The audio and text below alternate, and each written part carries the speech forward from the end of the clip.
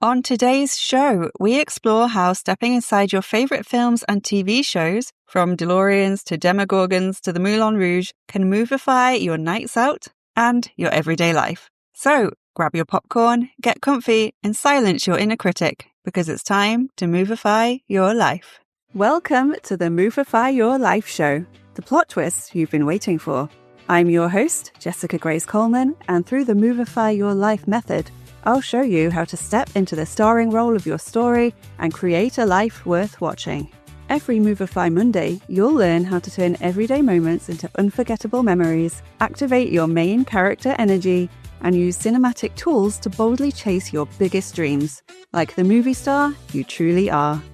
Because when the credits roll, I want you to look back at your life like it's the greatest film ever made, full of meaning, magic, and most importantly, zero regrets. And because I truly believe everyone deserves to live an epic life fit for the big screen. So grab your popcorn, cue the music, and together, let's movify your life. The Movify Your Life show begins. Lift your spirit, let joy rush in. Feel the magic, hear the roar. Step on stage and ask for more. Welcome back to the Movify Your Life show. I'm your host, Jessica Grace Coleman, and today we're going to be talking all about secret cinema. But before we get to that, I usually spend a little bit of time every episode talking about what I've been watching recently and if I would like to movify my life in that way. And this week I have been watching The Great British Bake Off, which I watch every year.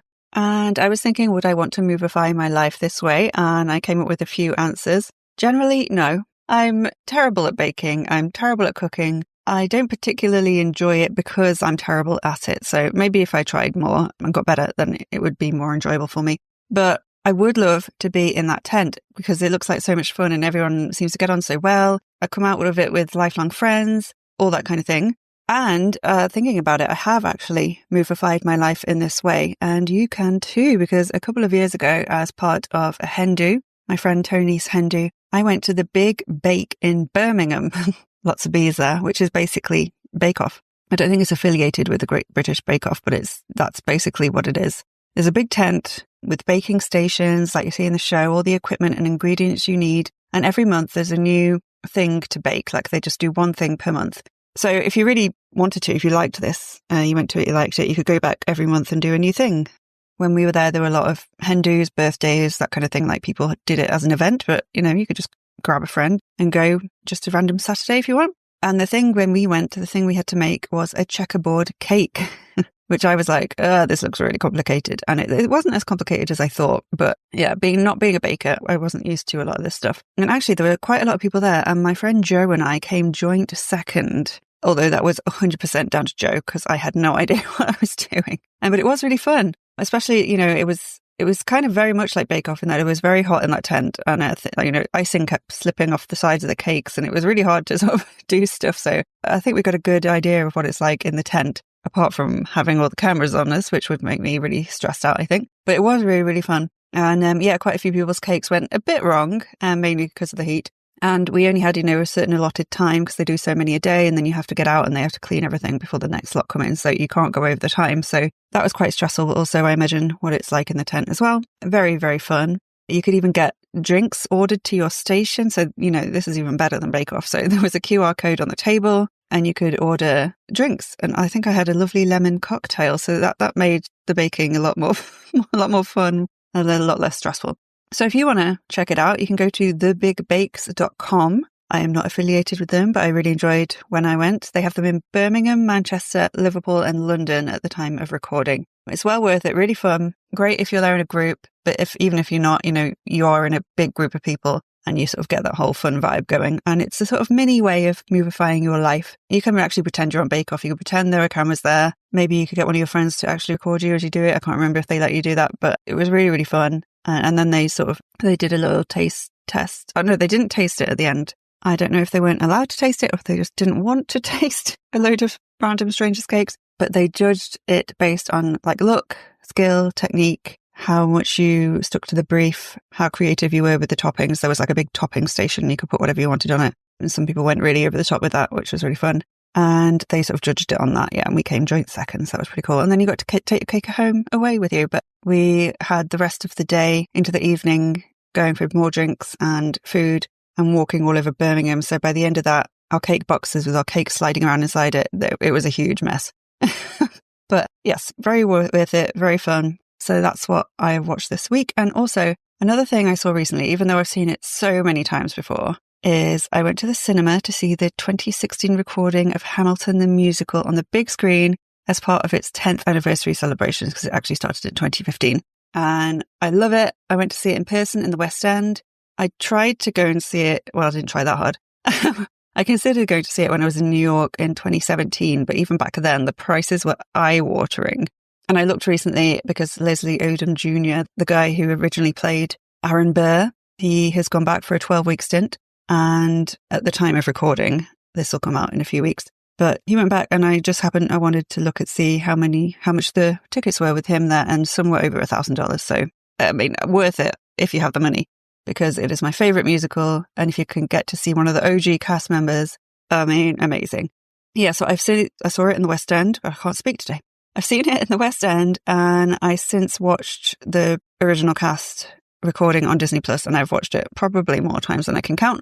I wanted to see it on the big screen because I think, well, obviously it's way better to see it in person. You're there in person, you get all the crowd, you get the vibe, you get the atmosphere, all that stuff. I really love the recording that they did on Disney because you get all the close-ups of the actors' faces that you cannot see in the theatre, especially as I was right at the back, which is where I usually am because I go for slightly cheaper seats. And obviously you have the play that's directed really well, and then you have the recording that was directed really well as well. All the camera work is amazing. And you really get up close and personal with the actors. So I really wanted to see it on the big screen. And I took a couple of friends who had never seen it before. So that was very fun. And I could talk for hours and hours and hours about Hamilton. I won't, but I just want to say that I love the music. I love the costumes. I love the choreography. All the performers are first class, incredible, like amazing singers, rappers, actors, dancers. Oh my gosh. But most of all, I am a writer. First and foremost, and I am a huge word nerd. So I love words. I love lyrics.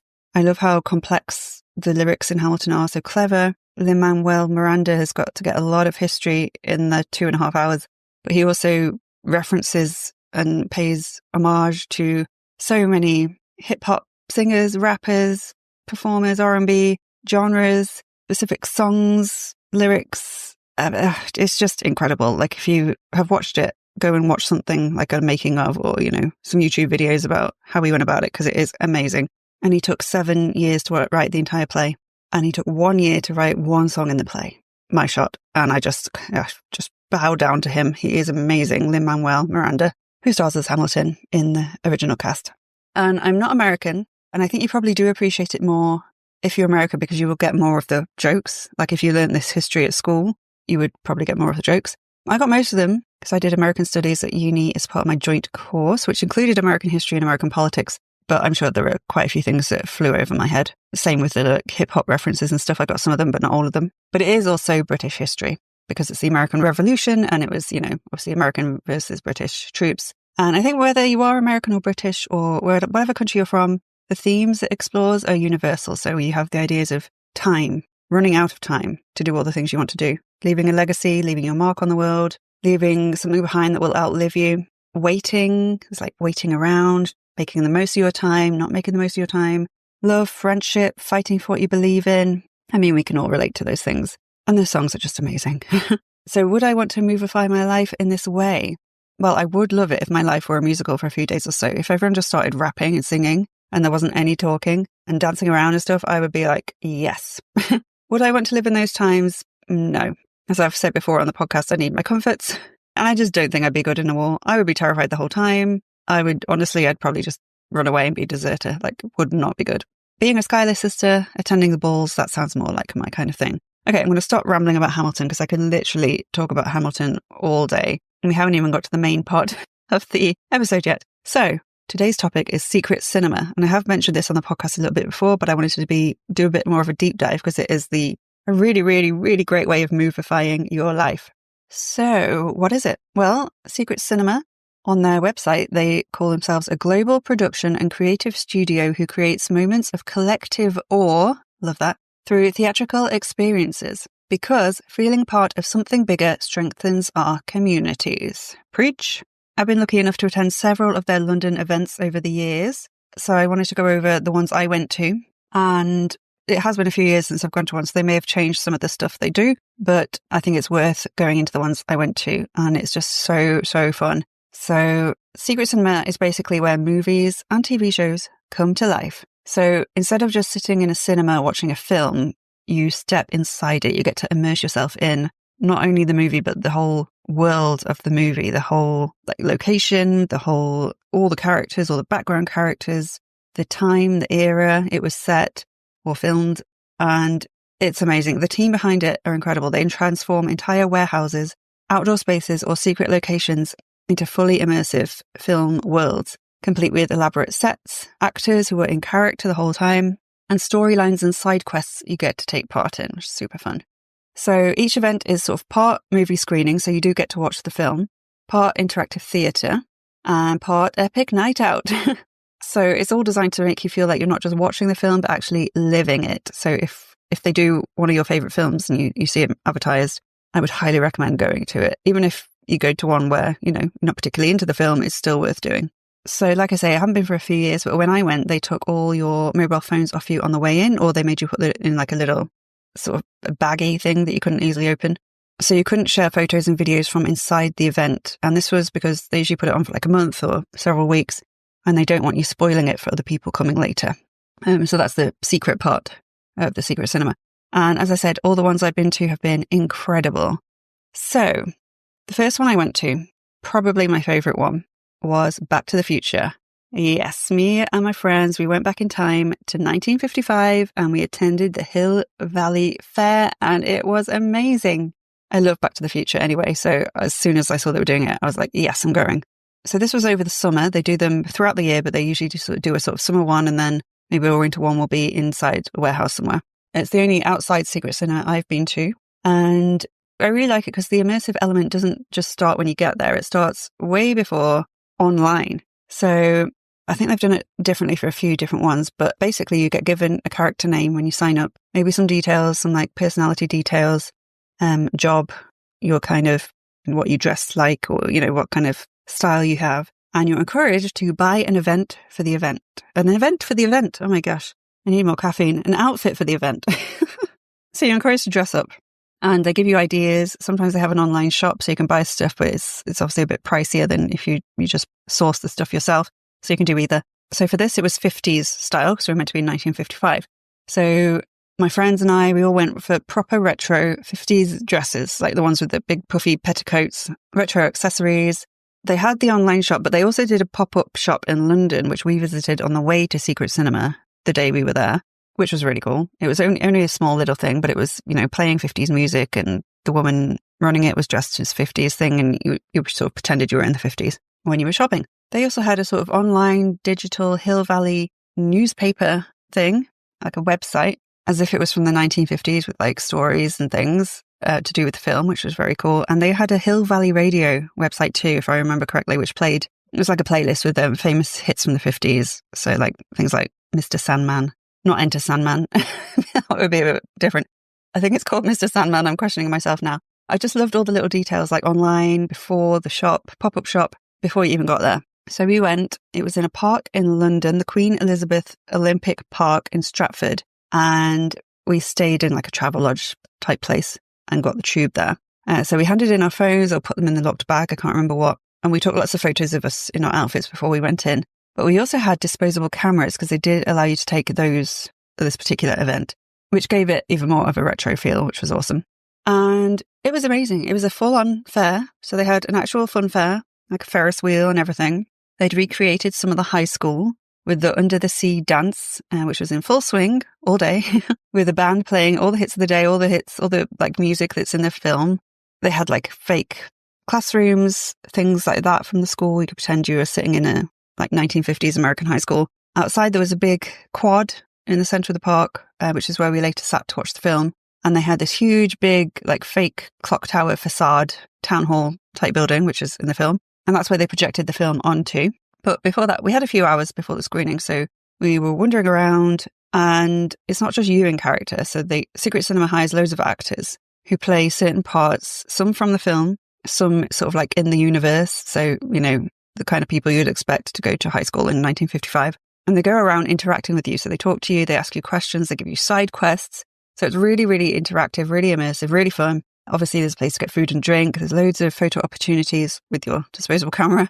There's a photo of me and my friends in our retro dresses posing next to the Hill Valley Fair sign, which is a bit blurry, but I love it. Like I say, we went to school, we pretended to sit in class, we listened to the band at the school dance. There were loads of other places. And then it was time for the screening. And what I love is they don't just show the film. They have actors dressed up like the main characters who come out and act out key scenes in front of the film while that particular scene is happening, like exactly at the same time. They've got the timing down perfect, which is really cool. So you had Marty McFly going around on his skateboard, the famous punching scene. That was great. He punched him just exactly the same moment that on screen got punched. It was really good.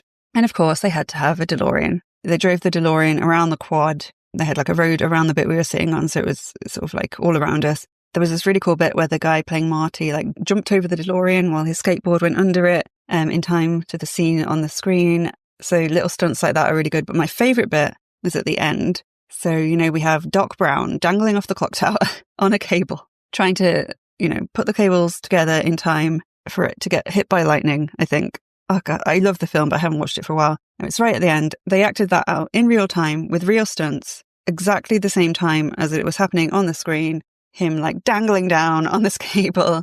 And it was just brilliant. We had such a great time. And we really did feel like we were in the movie. Like, that's such a way, like the only way really you can completely immerse yourself in the world of a movie is to go to one of these sort of type events. It's one of my favourite things I've been to ever. And like I say, the Back to the Future one was my favourite secret cinema I went to. And now, a quick intermission from our feature presentation. Okay, movie star, real talk. Are you tired of feeling like a background extra in your own life? Then it's time to step into the spotlight and activate your main character era. And I've got just the thing to help you do it. Grab my free Movie Star Alter Ego Starter Kit, your behind-the-scenes pass to creating the bold, brave, action-taking version of you who goes after their dreams like the star of a blockbuster. Inside, you'll discover how to design your alter ego, choose your transformational item, pick your theme song, and build the rituals and confidence cues you need to start living your life like the epic movie it was meant to be. So, if you're ready to rewrite your script, roll camera, and finally take the lead, head to movifyyourlife.com/free to download your free starter kit now. That's movifyyourlife.com/free. Your next scene starts today. And now, let's get back to the action.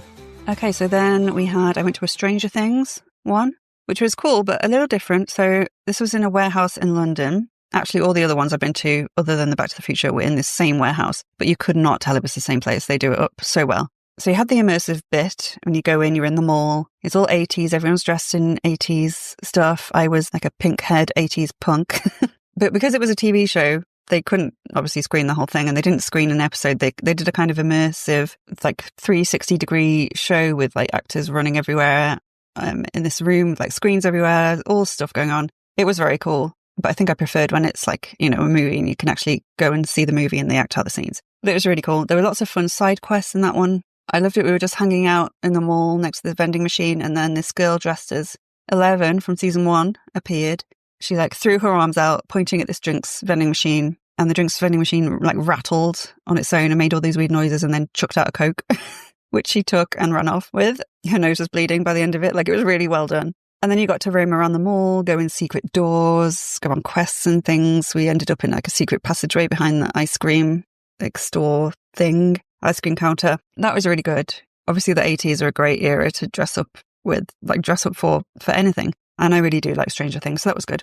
I also went to a Blade Runner one, which, as you can imagine, is a really great film to choose if you're doing something like this, because as soon as you walk into that warehouse, you have left present day behind, you've left London behind, you are in the film. It's not just like you've gone to the 80s or the 50s. It's amazing. It's all like cyberpunk, neo-noir, all that good stuff. The outfits were amazing. I sort of dressed up a bit steampunky with a blue wig. It was very fun. The sets were amazing. There were loads of side quests again, and the actors again acted out key scenes during the screening. And Blade Runner isn't one of my favourite films, but I wanted to go to this one, well, because some people I knew were going, but also because I knew that this is exactly the kind of film you can really go to town with when you're recreating the world. Like this world building thing that they get to do is so fun.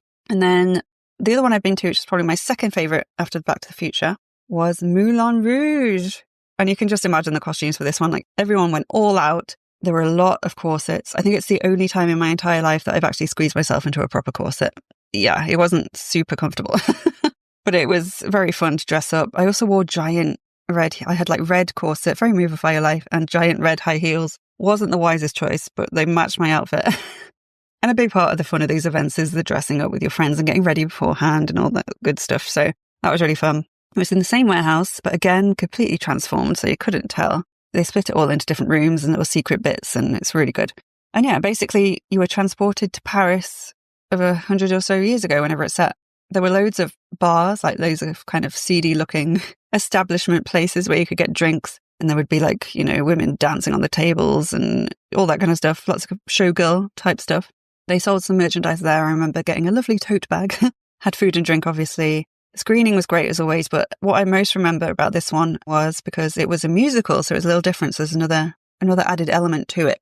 So you would be wandering around, taking everything in, going on your side quests or looking for a drink or whatever, and then two actors would pop up, like dressed as Christian and Satine, and they'd burst into song, like singing at each other from across the crowd, all these songs from the film that you know and love, and it was just lovely. It was really nice. There were also people there teaching us how to dance. It was just so much fun. I love Moulin Rouge, the film. I love Baz Luhrmann. I love the visuals of that film, all the bold, bright colours, the fun, whimsical stuff, the outfits, and they just captured it so brilliantly.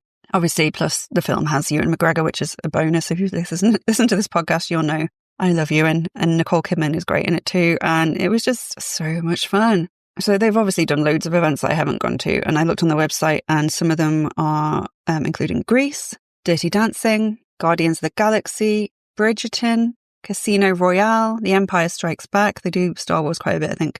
They've done Dirty Dancing a couple of times and Grease a couple of times, so they do go back and repeat them. So it's worth going to the website and checking it out, signing up to their mailing list to see what else they do in the future.